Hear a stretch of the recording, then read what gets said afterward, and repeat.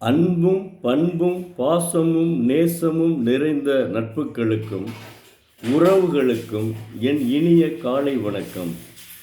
இன்று ஒரு குறள். அதிகாரம் 84, பேதமை. குறள் எண் 831. பேதமை என்பது ஒன்று யாதெனின் ஏதம் கொண்டு ஊதியம் போக விழல். பேதமை என்று சொல்லப்படுவது யாது என்றால், தனக்கு கெடுதியானவற்றை கை கொண்டு ஊதியமானவற்றை கைவிடுதலாகும்.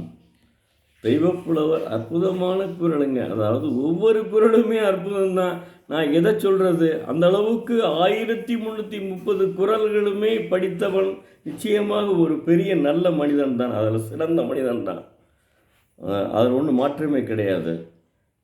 உதாரணத்திற்கு நான் சொல்லுகிறேன். உதாரணத்திற்கு, இருவர் நண்பர்களாக ஒரு கிராமத்தில் வசித்து வந்தனர். ஒருவன் கைத்தொழில் ஒன்றை கற்றுக்கொண்டு அதில் உள்ள வருமானத்தை வைத்து தன் குடும்பத்தை அறவாழ்க்கையில் வாழ்ந்து வருகின்றான்.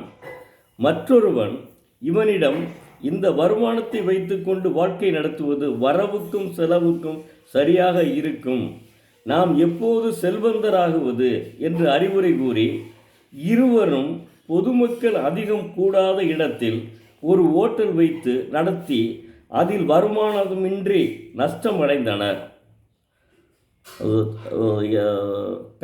திரைப்பட கவிஞர் கூட இருப்பதை கொண்டு சிறப்புடன் வாழ்பவன் தொழிலாளி என்று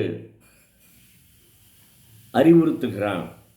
அதைத்தான் தெய்வப்புலவர் சொன்னது தான் திரைப்பட கவிஞர் இந்த அவர் வழியில் கவிதையில் எழுதியிருக்கிறார்.